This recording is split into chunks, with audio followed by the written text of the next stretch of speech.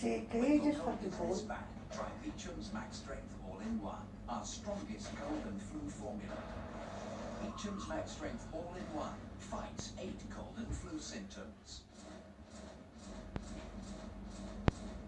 So you can get back to being yourself again. Beecham's Max Strength All-in-One, power to feel better.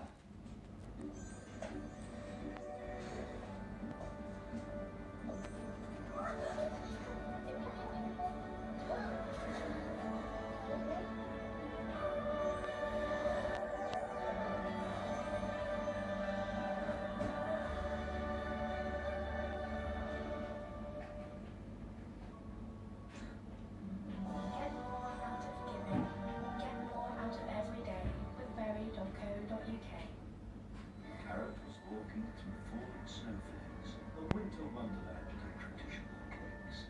Was he in heaven, or was he just dreaming of finding Christmas fair and blue vine amongst steaming? Such tempting delights, too sweet to forego. Could Carrot resist the snowing moon?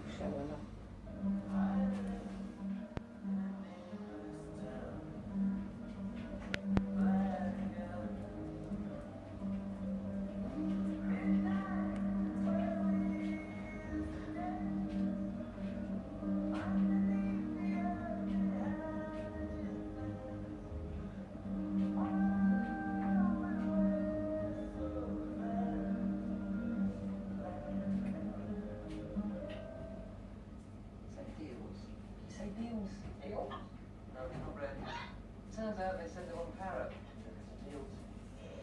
Save over £80 on Xbox One S with FIFA 17, Forza Horizon 3, Fallout 4 and 2-up Now TV cinema cards. Now $229.99. Discovered a mascara that's causing a sensation. Maybelline's Lash Sensational, Britain's #1 mascara. Our first layer reveal brush captures even the tiniest of lashes, volumizes the look of longer ones. 90% of women saw layers and layers of lashes revealed. Lash Sensational. Sensational. Make it happen. Maybelline. Now all the very latest stories making headlines here and around the world this Tuesday night with the ITV News.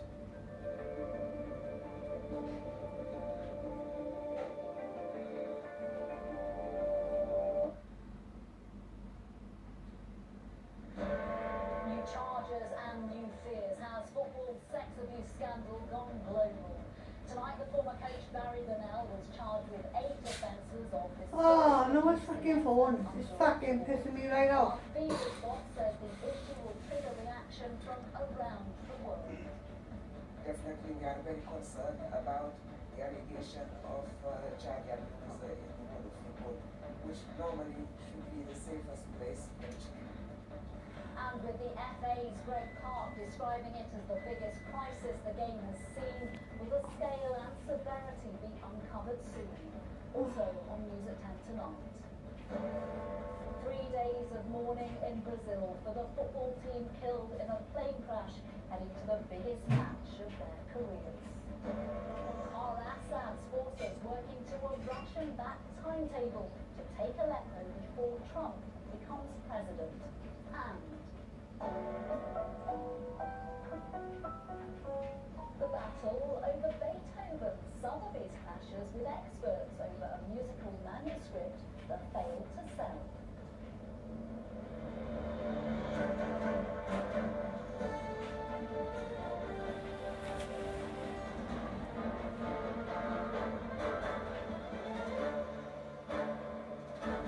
This is ITV News at 10 with Nina Hussain. Good evening. The haunting scandal of past child sexual abuse in football was brought very much into the present today. The former youth coach Barry Burnell will now appear in court in just over 2 weeks' time, charged with 8 offences of sexual assault against an underage boy. But the worldwide implications of what is coming to light here were acknowledged by FIFA, which runs the international game. Its Secretary General told ITV News that the world of football should be the safest place for children, but she expects something similar has taken place in other countries.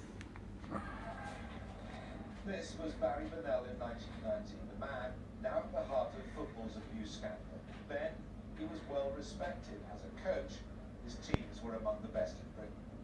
This is him a few years ago. He was charged today with 8 offences of sexual abuse against a boy under the age of 14. He'll appear in court next month. The allegations, emerging almost on a daily basis, have shaken British football. The FA has now opened its own investigation, with its chairman under no illusions about the challenge ahead. Like many big problems, people aren't drawn towards them. My methodology is if there's a problem, run towards it. Embrace it, fix it, disclose everything that happened. I think institutionally, all organisations in the old days used to protect themselves by keeping quiet and closing ranks. That's completely inappropriate and unacceptable today, which is why we have an independent inquiry. Today, 3 more police forces, Staffordshire, Cambridgeshire and Police Scotland, so they were looking at multiple historical allegations of abuse in youth football.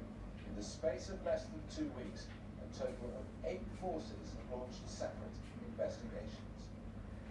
Tonight, another footballer, the former Northern Ireland international Mark Williams, has revealed he was also a victim of abuse as a youngster, while Paul Stewart, the former England, Liverpool and Tottenham player, said he's made a statement to Greater Manchester Police today about a coach abusing him. My abuser has not been named yet, as I've been done for legal reasons.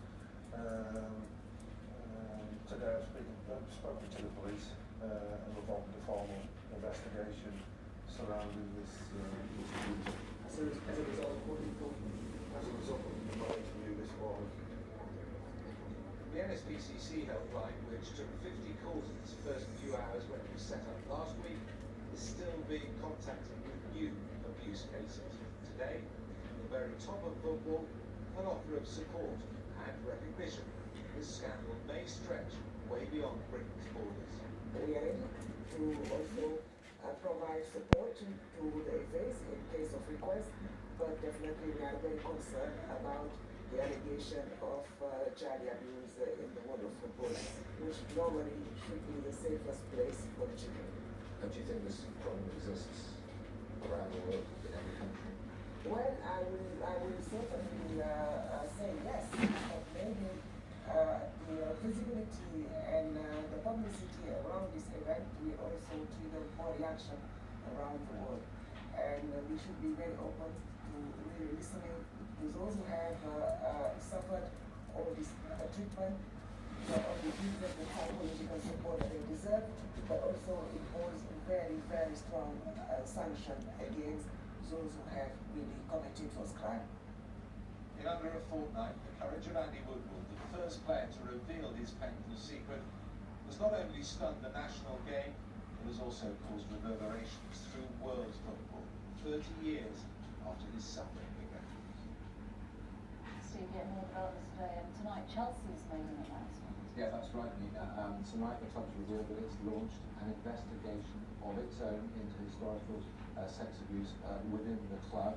We don't know what sparked this investigation tonight. It involves an employee, someone who was at the club in the 1970s. We don't actually know what this person did. Chelsea haven't given any more